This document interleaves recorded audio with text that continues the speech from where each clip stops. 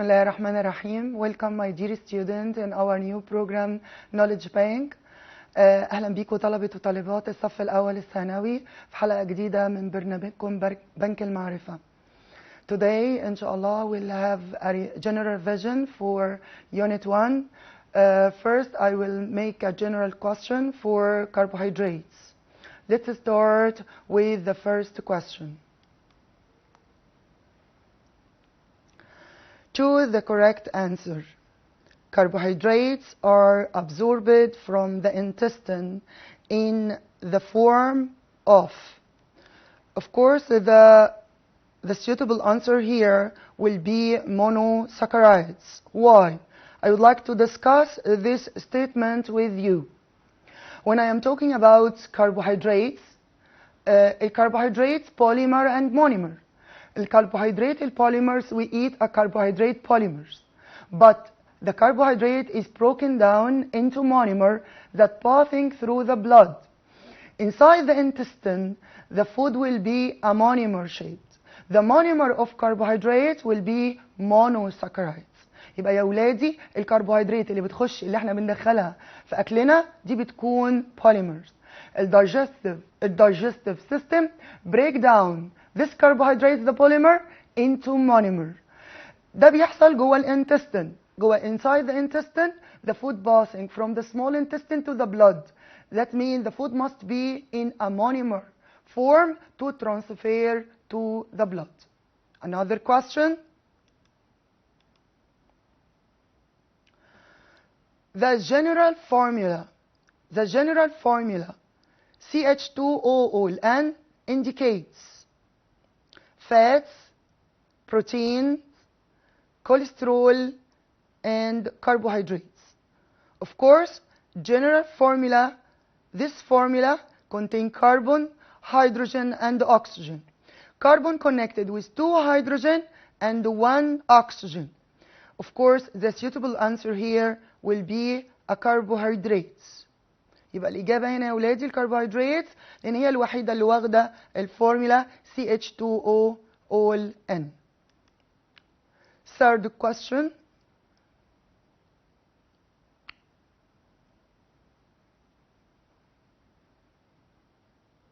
Question number 4, sorry.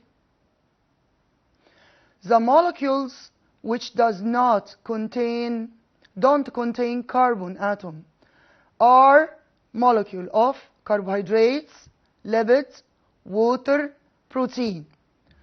Don't containing carbon. That means this molecule will be inorganic. Of course, will be water. Discuss that together now. احنا عارفين يا اولادي ان الماكرو molecules دي عندي منها نوعين، نوع اورجانيك والنوع الثاني inorganic. biological macro molecules في منها الاورجانيك وفي منها الانورجانيك. الاورجانيك اللي هي contain carbon and hydrogen in their structure, but inorganic has no carbon with hydrogen. We have in organic form عندي الكربوهيدرات، الليبيد، البروتين and the nucleic acid. But inorganic اللي has no carbon، الووتر والسولت as this question. يبقى السؤال اللي قدامنا هو عايز اللي don't contain carbon. Of course, the suitable answer here will be water. Question number 5. Carbohydrates are stored in cells of human liver and muscles in the form of cellulose, glycogen, starch, and glucose. احنا عايزين هنا الكربوهيدرات stored يعني بتتخزن في السيل بتاعت الليفر and muscles. يعني كده انا بعمل store، يبقى الحاجه اللي انا بعمل لها storing يا اولادي لازم تكون في صوره complex form، لازم تكون polymers. طب يا ترى ايه البوليمرز بتاعت الكربوهيدرات اللي stored in liver and muscles؟ Of course will be glycogen. Discuss that together now. تاني يا ولادي الكربوهيدرات عندي منها stored في كذا مكان في جسمنا. excess of the carbohydrate stored in liver and muscle ده فين؟ في الانيمال والهيومن. دول الخزانين بتوع الكربوهيدرات او الستورينج اوف ذا كربوهيدرات، بيكونوا في صورة جلايكوجين. يبقى الجلايكوجين ده عبارة عن stored carbohydrates. طبعا لازم تكون في صورة بوليمرز. ليه لازم تكون في صورة بوليمرز يا ولادي؟ عشان ما يبدأش الجسم يتعامل معاها. لو كانت في صورة جلوكوز هيبدأ الجسم يشتغل عليها ويبدأ يعملها بريك داون اند ريليزنج انرجي. طب انا عايز اعمل لها ستورنج، فيبدأ الجسم يحولها في صورة الى جلايكوجين. طبعا ده هيتم بصورة هرمون هيقوم بتشينج الجلوكوز الاكسس اوف جلوكوز into glycogen. This glycogen will be stored in the liver and muscles. ده بالنسبة لمين؟ بالنسبة للبودي of the animal and the human. يبقى الخزانين بتوع الكربوهيدرات هيكونوا الليفر والماسلز، ده في الانيمال والهيومن. نوع الكربوهيدرات اللي ستورد اسمها جلايكوجين. Question, the next question. If you know that glucose give on its oxidation 12 kilocalories per mole, fructose give on its oxidation 9 kilocalories per mole, galactose given on its oxidation 8 kilocalories per mole.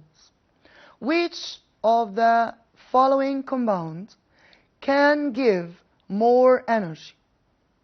First, lactose, maltose and sucrose.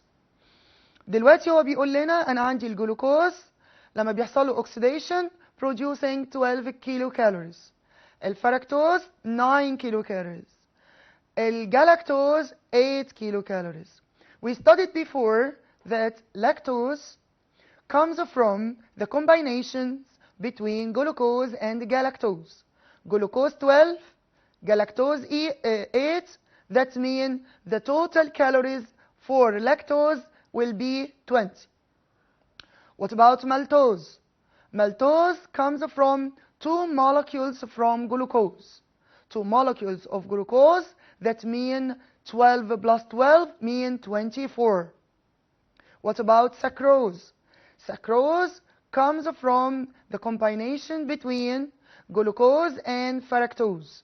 Glucose and fructose, that means 12 plus 9 forming 21. That means the total or the disaccharides or the compounds that give more energy will be maltose. نشرحها تاني مع بعض. دلوقتي يا ولادي هو بيعتمد على معلومة احنا واخدينها في الكربوهيدرات، ان احنا عندي الدايساكرايدز، اللاكتوز دايساكرايدز، السكروز، المالتوز دايساكرايدز. هو مدينا كل واحدة من المونوساكرايدز تديني كام كالوريز. فهو بيعتمد ان انت عارف ان الجلوكوز when the glucose combine with fructose make sucrose، اللي هو السكر الموجود في بيوتنا يا ولادي، اللي هو اللي بنحطه على الشاي والكيكس، ده اسمه سكروز. النوع التاني يا ولادي اللي هو اللاكتوز، ده دايساكرايدز، ده بينشأ نتيجة الكومباينيشن between glucose and galactose. الاثنين مع بعضيهم بيعملوا لي السكر الموجود في الملك اللي اسمه اللاكتوز. اما المالتوز ده بينشأ نتيجة الكومباينيشن of the 2 molecules of glucose. ده فكرة السؤال، ودي فكرة طبعا تعتبر كويسة انه بيعرفنا ان احنا عارفين الكومباينيشن ازاي بيحصل في حالة الداي ساكرايدز. Let's discuss together the next question. Iodine solution is used for detecting الايودين سوليوشن ده يا ولادي دي مادة انا بستخدمها علشان اكشف على موجود حاجة موجودة عندي. ايه الحاجة يا ترى؟ هي الجلوكوز ولا السكروز ولا الستارش ولا السيلولوز؟ طبعا هنا الايودين used to detecting starch. دي المادة اللي انا بستخدمها عشان اكشف عن وجود الستارش. In front of you another question.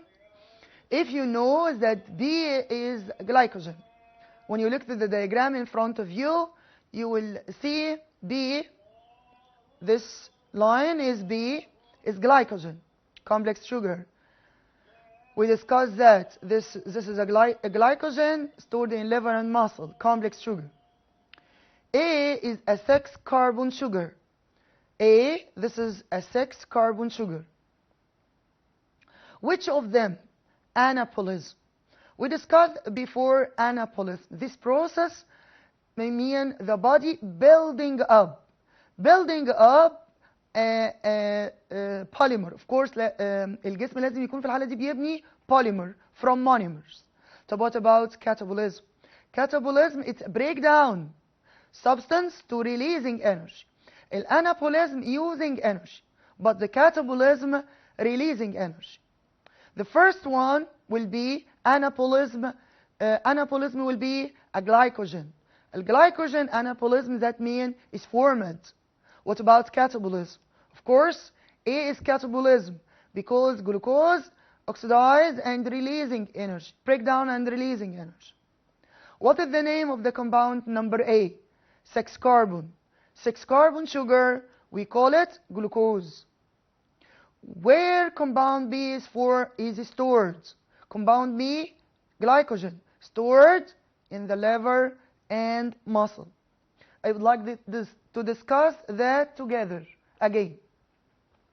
عايزين نعرف أو نفرق ما بين الانابوليزم process والكاتابوليزم تاني.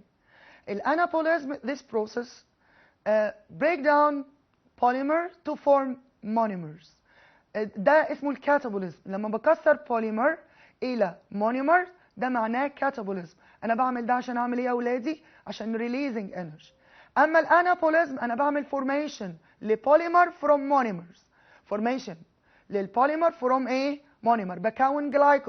بكون جلايكوجين من جلوكوز. يبقى أنا كونته من مادة monomer فعملت بيها polymers.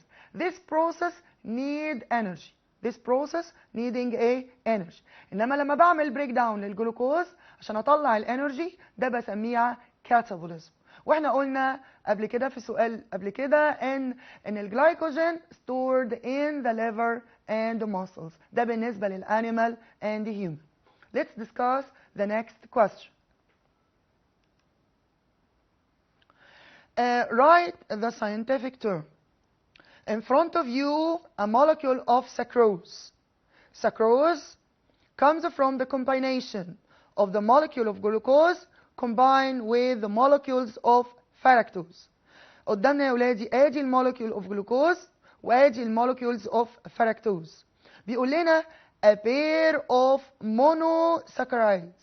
لما يكون عندي اتنين من المونوساكرايدز، الاتنين من المونوساكرايدز اللي قدامنا دول هيعملوا لي السكروز. السكروز ده يعتبر ايه يا ولادي؟ يعتبر disaccharides. disaccharides لان هو formed from the combination of monosaccharides with another monosaccharides. يبقى الفورميشن هنا هتكون ايه يا ولادي؟ disaccharides. اسمه ايه؟ سكروز. Next question. Bond formed by the removal of water when joining monosaccharides. Look to the figure in front of you. We have two molecules of glucose combined together, as you see in the figure. What is the name of the bond that combine the two molecules together? The name of this bond will be a covalent bond. Covalent bond formed between two molecules of monosaccharides. Next question. A monomer unit of carbohydrates. الcarbohydrates المونيمرز. What is the name of the monomer of carbohydrates? Of course will be monosaccharides. ممكن نقول monosaccharides glucose, fructose, galactose, or ribose. Next question. One of many small molecules. One. أنا عايزة واحدة من many small molecules that combine to form a large one known as a polymers. أنا عايزة الوحدة اللي يتعمل منها البوليمرز. After the combination of the one, many of this one بتعمل لي البوليمرز. طبعا دي هتكون يا ولادي المونيمرز. يبقى المونيمرز هي اليونت. مجموعة من المونيمرز combined together هتبدأ تعمل لي يا ولادي. اوكي تاني يا ولادي عايزين نراجع النقطة ديت. ايه الفرق ما بين المونيمر والبوليمر؟ نراجعها تاني مع بعض. المونيمر هي اليونت اللي building polymer، اللي building ايه؟ polymers. A group of monomers make polymers. يبقى البوليمر break down into monomer. The combination between monomer forming a polymer. Polymers. يبقى هنا suitable answer will be a monomers. Let's discuss the next question.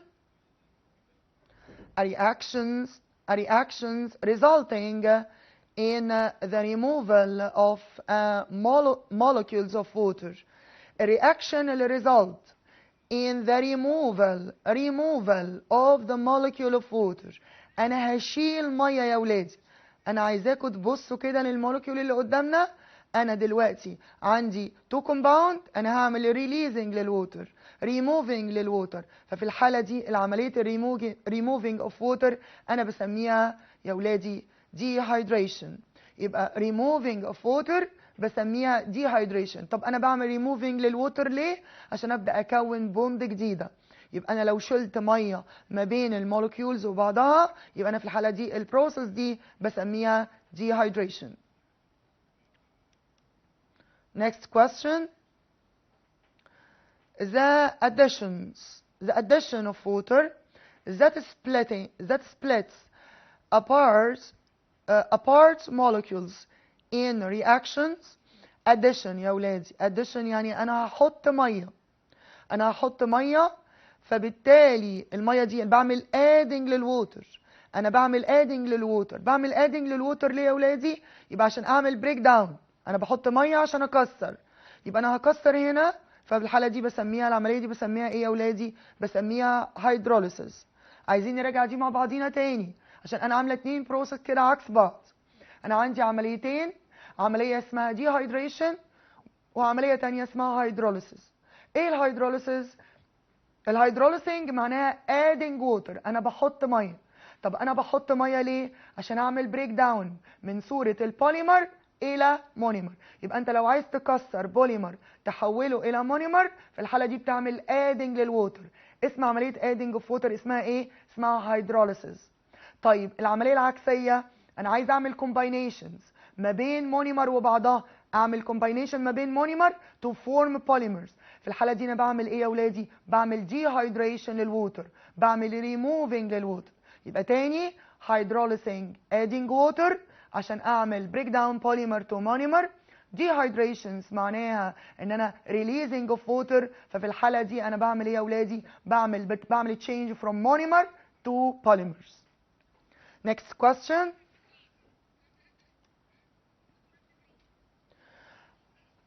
Polysaccharides found in animals and bacteria. Main rule in is energy stored. أنا عايزة اسم polymer polysaccharides. وكلمة polysaccharides يا ولادي احنا واخدينها قبل كده، يعني بولي يعني many saccharides يعني سكر كتير عنده أكتر من molecules. found يعني في صورة polymer. ده موجود في الانيمال وفي البكتيريا، اوكي؟ وان هو بيعمل هذا رول in energy storing، يعني بيخزن الانرجي. هيكون مين يا ولادي؟ هيكون الجلايكوجين. بما اني بتكلم على الانيمالز يبقى لازم هيكون في صورة جلايكوجين زي ما اتفقنا، اللي هو بيتخزن في الليفر وفي الماسلز. Next question. Large molecules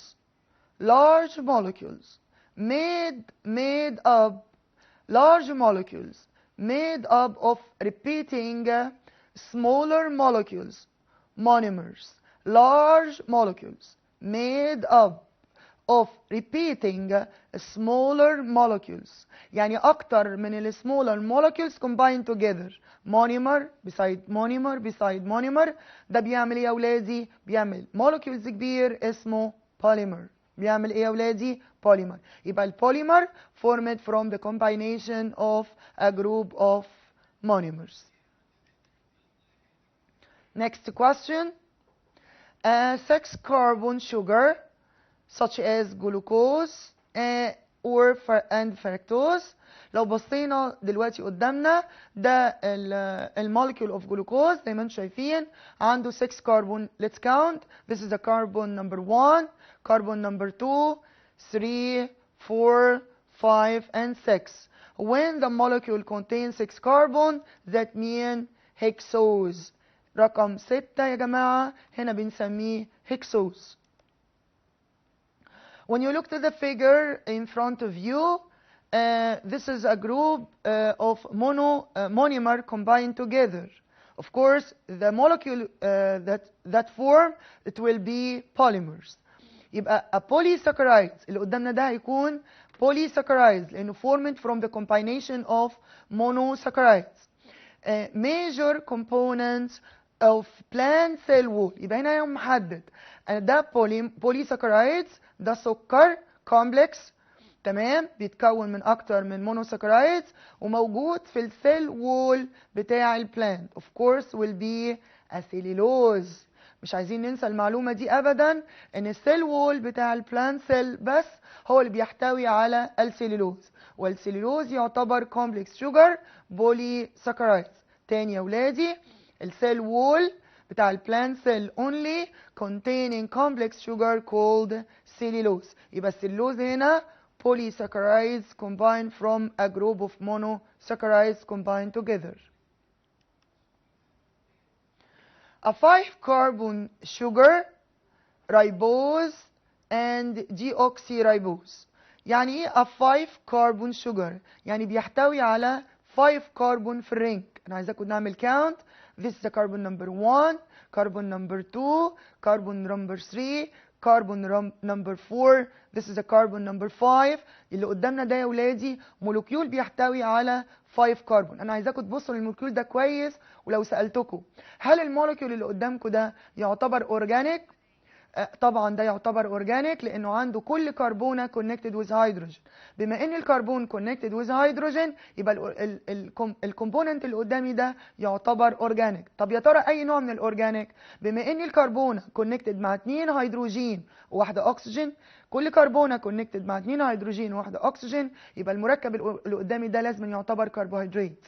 طب الكربوهيدرات اللي قدامي ده فيه 5 كربون هسميه ايه يا ولادي؟ هسميه بنتوز. يبقى رقم 5 او نمبر 5 بالنسبه لنا انا بسميها بنتوز. طبعا ده باللاتين. This is a Latin number. يبقى 5 carbon يعني contain 5 carbon that mean pentose sugar. This sugar containing 5 carbon زي ما احنا شايفين وتأكدنا ان هو ينتمي للكربوهيدرات علشان كل كربونة connected with 2 hydrogen and 1 oxygen. تمام. Next question. Carbon molecules combined with water. دلوقتي لو الكربون اتحد مع المية لو كربون مع الميه الفورمولا اللي قدامكم دي احنا واخدينها اسمها ايه؟ انا لسه متكلمه عنها. لما يكون في كربونه كل كربونه مع 2 هيدروجين وواحده اكسجين. اوكي ده معناها كل كربونه كونكتد مع 2 هيدروجين وواحده اكسجين. اكيد ده هيكون الكربوهيدرات. مش هننسى ابدا ان الكربوهيدرات بتتميز ان each carbon connected with 2 hydrogen and 1 oxygen in the molecules. Another question. A polysaccharides found in plants. يبقى دلوقتي انا بتكلم على polysaccharides polymer موجود فين؟ موجود في البلانت. Its main role in energy stored. دلوقتي البلانت لما يعمل storing للكربوهيدرات لازم يخزنها في صورة polysaccharides عشان برضو تتخزن الجسم بتاع البلانت ما يتعاملش معاها فلازم أن تكون polysaccharides. طب يا ترى ايه البوليساكرايدز بتاع البلانت اللي هو البوليساكرايدز اوف ذا كربوهيدرات stored in the plant؟ طبعا هيكون الستارش يا اولاد. لو شفنا مثلا البوتيتو بتاعتنا مليانه ستارش يبقى ده stored كربوهيدرات. ده يعتبر اسمه ايه؟ stored كربوهيدرات. يبقى الستارش هنا يعتبر بوليساكرايدز بيتكون من اكتر من مونيمر combined together من اكتر من مونيمر combined ايه together وبيتخزن in the plant tissue. Formed from many many monosaccharides. لما يكون عندي يا اولادي زي المشهد اللي قدامنا كده، انا جايبه لكم كذا نموذج.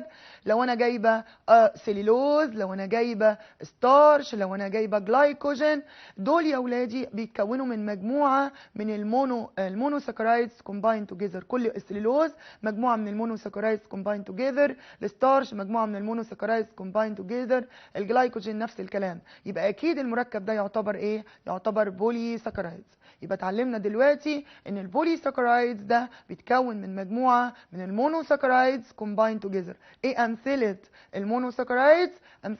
امثله البولي ساكرايدز. امثله البولي ساكرايدز عندي السليلوز، عندي الستارش، عندي الجلايكوجين، عندي الكيوتين.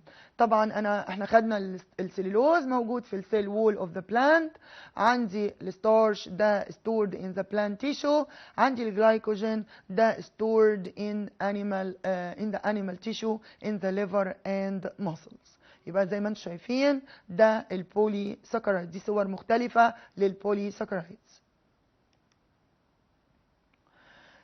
In front of you a figure from the opposite graph, which line represents polysaccharides and which one represents simple sugar. قدامنا عامل جراف يا ولادي ما بين السولابيليتي، عامل علاقه ما بين السولابيليتي يعني الذوبان والتايم. لو قلت لكم A طبعا هيكون more soluble than B. مين اللي هيكون more soluble؟ يا ترى البوليساكرايدز مثلا زي الستارش لو خدنا مثال الستارش، ولا سيمبل شوجر زي مثلا الساكروز كمثال؟ يا ترى مين فيهم هيكون more soluble؟ of course A هيكون السيمبل شوجر لان هو more soluble than polysaccharides. البوليساكرايدز بيكون less soluble. explanations: simple sugar soluble in water but polysaccharides insoluble in water. يبقى ممكن نراجع دي انا وانتم مع بعض تاني علشان دي نقطة في غاية الأهمية. احنا عملنا علاقة ما بين البوليساكرايدز والسيمبل شوجر، عملنا كومبير ما بين السيمبل شوجر وما بين البوليساكرايدز في السولابيليتي. السولابيليتي يعني الذوبان يا ولادي. مين فيهم بيدوب اسرع؟ انا لو خدت معلقه ستارش، معلقه نشا ومعلقه سكر وحطيتهم في الميه، دي في ميه، دي في كوبايه ميه، ودي في كوبايه ميه، مين هيكون more soluble؟ of course will be simple sugar. simple sugar يا ولادي هو اللي هيكون more soluble.